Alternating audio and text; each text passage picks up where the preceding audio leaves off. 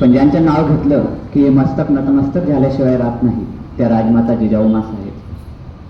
भारतात कोट्यवधी देवतांचे कोट्यवधी मंदिर असतील पण त्यांची पूजा फार कमी लोक करतात. पण माझ्या राजाचे एकही मंदिर नसताना लाखो माणसं त्यांची पूजा करतात असे छत्रपती शिवाजी महाराज. 16वे शतक आदिलशाहीचं स्तोम माजलं होतं. निजामानं डोकं वर काढलं होतं. 5 सुलतानी सत्ता महाराष्ट्राच्या उरावर थया थया नाचत होत्या.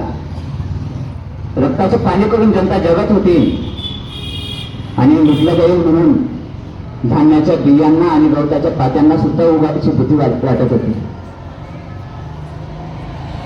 गुलामगिरीत जनता जगत होती आणि हे दुःख एका माऊलीला सहन झालं नाही. त्या माऊलीचं नाव होतं राजमाता जिजाऊ साहेब. जिजाऊ साहेब शिवाई देवी समोर गेल्या आणि शिवाई देवीला म्हणाल्या, हे शिवाई देवी, हे शिवाई देवी, गोरगरिबांचं राज्य येण्यासाठी मला असा एक पुत्र दे. दीनदलितांच्या शेतकऱ्यांचं राज्य येण्यासाठी मला असा एक पुत्र दे.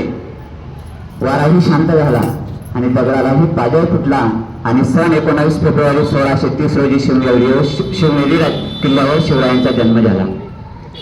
आणि इथली जनता म्हणायला लागली, किसी के पेट में से बाप पैदा होता था तो किसी के पेट में से सांप पैदा होता था तो किसी के पेट में से पाप पैदा होता था, मगर जिजाऊ की माँ थी यारो जिसके पेट में से बापू का बाप शिवबा तयार हुआ था, बापू का बाप शिवबा तयार हुआ था. आणि काय केलं या शिवबा राजानं? काय परिवर्तन केलं? जे झोपले होते त्यांना जागा केलं, जे जागे होते त्यांना उभं केलं, जे उभे होते त्यांना चालतं केलं आणि जे चालते होते त्यांना पडतं केलं आणि त्यांच्या खांद्यावर स्वराज्याचं निशाण दिलं आणि त्यांना सांगितलं, इथं तुम्हाला स्वराज्य निर्माण करायचं आहे, इथं तुम्हाला स्वराज्य निर्माण करायचं आहे. ते कशासाठी? मी राजा व्हावा म्हणून नाही, तुम्हाला इथं स्वराज्य निर्माण करायचं आहे ते तुमच्या मागच्या पिढीवर झालेल्या अन्यायाचा बदला घेण्यासाठी तुम्हाला इथं स्वराज्य निर्माण करायचं आहे. ते तुमची येणारी पिढी सुखात व्हावी, सुखात नांदावी म्हणून तुम्हाला इथं स्वराज्य निर्माण करायचं आहे. आणि शिवरायांच्या एका शब्दासाठी लाखो मावळ्यांनी आपलं प्राण सुद्धा खर्ची घातलं आणि स्वराज्य उभं राहिलं. मग ते शिवा काशीद असतील, बाजी प्रभू देशपांडे असतील, तानाजी मालुसरे असतील. शिवा काशीदचा इतिहास तुम्हाला कदाचित माहिती नसेल. काय केलं होतं शिवा काशीदने? सिद्धीजवळच्या वेढ्यात शिवाय अडकलेले होते, पन्हाळगडाच्या किल्ल्याच्या वेढ्यात शिवाय अडकलेले होते आणि 4 महिने उठून गेले पण वेळा ढिला होण्याची काही चिन्ह दिसत नव्हती. आणि शिवरायांना झोप लागत नव्हती की स्वराज्य वाढवायचं आहे आणि ते स्वराज्य वाढवण्यासाठी आपल्याला इथून बाहेर पडावं लागेल, त्यासाठी काहीतरी युक्ती केली पाहिजे. आणि शिवा काशीद पुढे आले, म्हणाले, राजे, मला तुमची पूर्ण हुबहू नक्कल येते, मी तुमच्या जागेवर सिद्धीजवळशी तह करायला जातो. काय वाटलं असेल त्या शिवा काशीदला? राजे म्हणाले, शिवा, तुला माहित आहे सिद्धीजवळकडे जर तू गेला तर तुला मरण येणार आहे.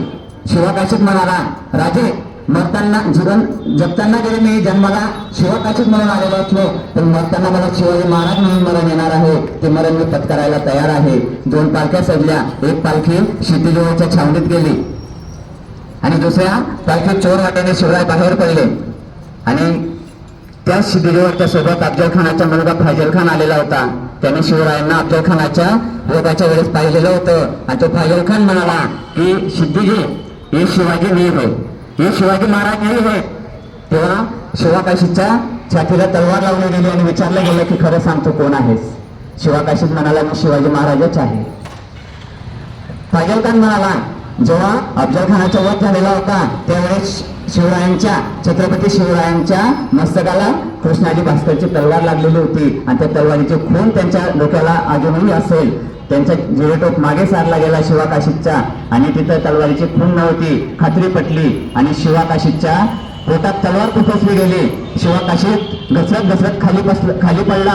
फक्त मरताना शेवटचे एक वाक्य बोलून गेला, अरे मरताना जन्माला जरी मी शिवा काशीद म्हणून आलेलो नसलो पण मरताना मी शिवाजी महाराज म्हणून मरण मला मिळत आहे. ही खूप मोठी भाग्याची गोष्ट आहे. आणि शेवटी जाता जाता एक सांगून गेला, अरे सोन घेणाऱ्या शिवाजी तू पाठ तुम्हाला पाहता आली नाही. खऱ्या शिवाजी राजाचा तर विचारच सोडून द्या, खऱ्या शिवाजी राजाचा विचारच सोडून द्या. त्याच्यानंतर शिवराय कधी सिद्धीजवळच्या हाती लागले नाहीत. काय बलिदान केलं असेल या मावळ्यांनी, काय पराक्रम केला असेल. तानाजी मागे चित्रपट येऊन गेला. तानाजी काय केला? तानाजीने काय पराक्रम केला? शिवरायांसाठी, स्वराज्यासाठी काय पराक्रम केला? स्वराज्य पुन्हा एकामुळे निर्माण झालेला नाही. छत्रपती शिवराय यांच्यामुळे फक्त निर्माण झालेलं नाही, तर त्याच्या मागे राजमाता जिजाऊंचे संस्कार होते, राजमाता जिजाऊंची युद्धनीती होती, शिवरायांचा गनिमी कावा होता आणि त्यांच्या आजूबाजूला जी मावळ्यांची मांदियाळी उभी होती याच्यावर स्वराज्य उभं राहिलं. तानाजीने काय पराक्रम केला? पोराच्या लग्नाची पत्रिका शिवरायांना द्यायला आला. शिवराय म्हणाले, तानाजी रायबाचं लग्न तुम्ही उरकून घ्या, आम्ही स्वतः कोणाच्या स्वारीवर जाणार आहोत. तानाजीने काय केलं? हातातल्या मुलाच्या लग्नाच्या पत्रिका भिरकावल्या, फेकून दिल्या आणि शिवरायांना म्हणाले, राजे आम्ही जिवंत असतानाच्या जीवावरच्या कामगिरीवर तुम्ही जाणार? कदापि शक्य नाही राजे, मी कोणाला घ्यायला जातो. आणि गेला तो तानाजी. आम्हाला सगळ्यांना माहिती आहे, कधी रायबाचं लग्न करायला परत आला नाही. तो तानाजी कधी रायबाचं लग्न करायला परत आला नाही. तो कोणाला घेताना शहीद झाला, आपलं प्राण गमवावं लागलं, परंतु जाता जाता जिजाऊ मासाहेबांना आणि शिवरायांना आणि आपल्या स्वराज्याला कोंढाणा देऊन गेला. काय पराक्रम केला या मावळ्यांनी?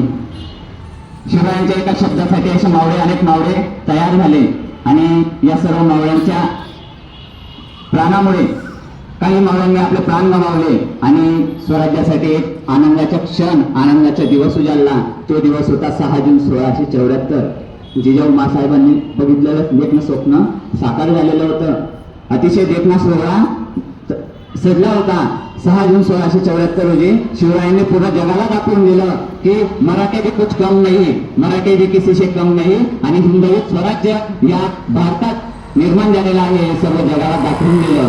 आणि अशा पद्धतीने आपलं स्वराज्य शिवराय वाढवत गेले आणि त्यांना सर्वात मोलाची साथ लाभली असेल तर ती लाभली होती जिजाऊ मासाहेबांची.